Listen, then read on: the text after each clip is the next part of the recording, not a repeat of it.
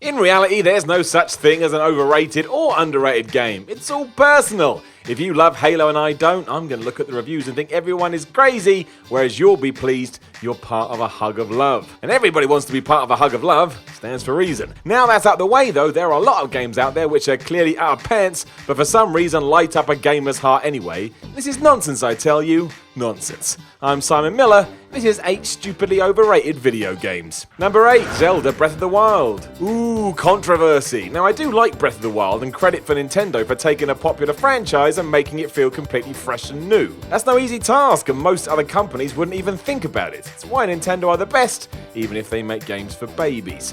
From my vantage point, however, the issue was simple. I just didn't enjoy the foundations as much as I did what came before. I get that's ridiculous too. We've been doing that for 3 decades. You've got to spice things up eventually. Be mad if you didn't. But I can't help how I feel, and when I was finished with Zelda on Switch, I had this overwhelming feeling that I hadn't got the same satisfaction as I had done previously. Why that's the case, I'm not even sure. Zelda had long fallen into that pattern of need a new weapon, get a new weapon, progress through dungeon and kill boss thanks to new weapon. What do you want from me? I liked it. And also, I wasn't that high on having to get Link to eat, or worry about him being cold. I don't care about that. Pack more layers before you leave the house, doofus. It all comes down to personal taste, but I think Nintendo got it right with the first crack of the whip, so Breath of the Wild came and went without much fuss from me. Given it pretty much got perfect scores everyone else, well, that makes me an idiot. Number 7, Destiny. I do not understand Destiny. A game with no story and seemingly an endless loop where you're just meant to get loot. It makes no sense to me on any level. I tried playing it for an hour and I was so bored I think I fell asleep for a week, and that is not a good dynamic at all. My parents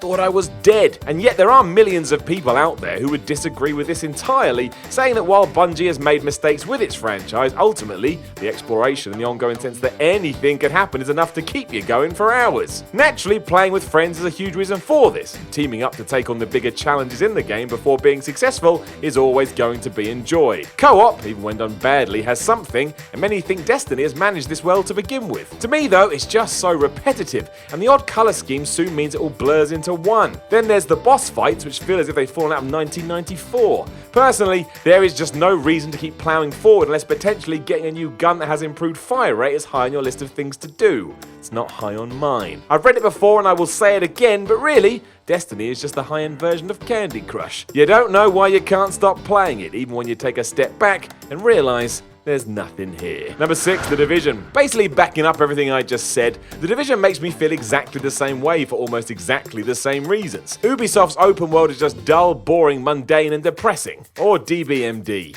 I found most of my time was just running around looking for anything to do and usually coming up short, while the combat itself was just dry. It was kind of like Watch Dogs, which had its own issues, but without any of the kooky ideas that had been worked in there. Then there was the environment, which relied way too much on the whole post-apocalyptic New York vibe to the point it felt like a parody.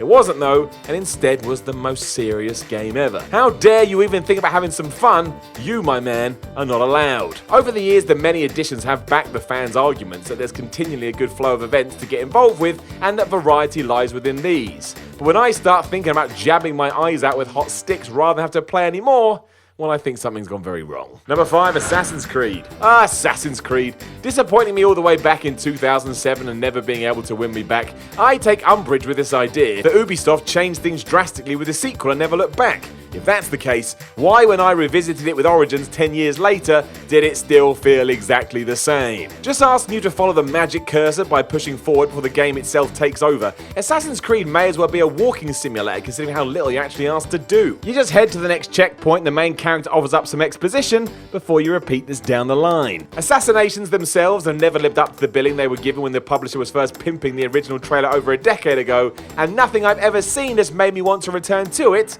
other than naturally this. Look at that! If that doesn't sum up Assassin's Creed in a single picture, I don't know what does. Horrifying and confused. Works for me. This franchise is also a bit different because I don't get why people like it. I'm sure loads of you will comment explaining why, but even then I fear it'll be lost on me. It doesn't equate in my brain, and probably never will. Number 4, Gears of War. Not really. Gears of War is amazing as 4 jack dudes go and whoop some alien ass. It's brilliant. Number 3, League of Legends. I'll be the first to admit that the premise of League of Legends doesn't really do anything for me. As far as I can tell, you just click away like a mad person, and then things happen. After that, somebody talks about lanes. That's it. That's all I've got. The reason I put it here though is because whenever I chat to a LOL player, all I hear them do is moan and complain.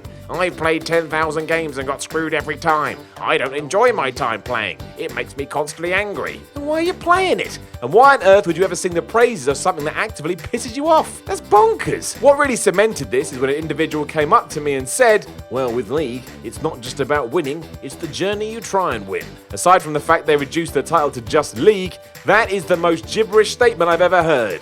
I don't get this.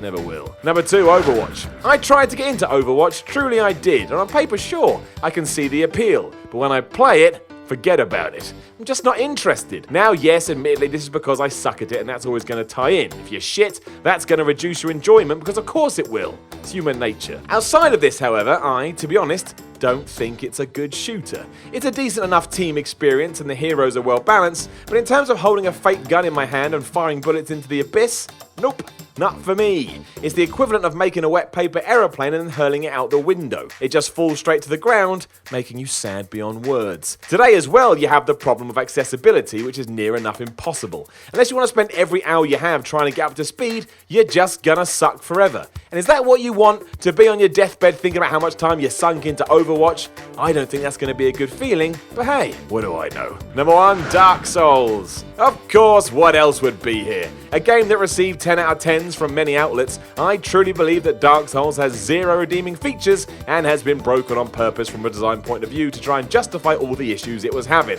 Then for some reason the audience that fell in love with it became the defense force for such craziness. I also again don't want to keep having my ass handed over to me constantly just to finish a video game. That seems like a really bad decision when I take into account that at best I've got 60 years left on this planet. Having "you died" flashed on the screen constantly is not memories that I want. This would still be true if I were immortal, by the way, which I may well be for all you know. Haven't died yet. It's also true that I've never seen anyone smile when discussing Dark Souls, and I think that sums it up.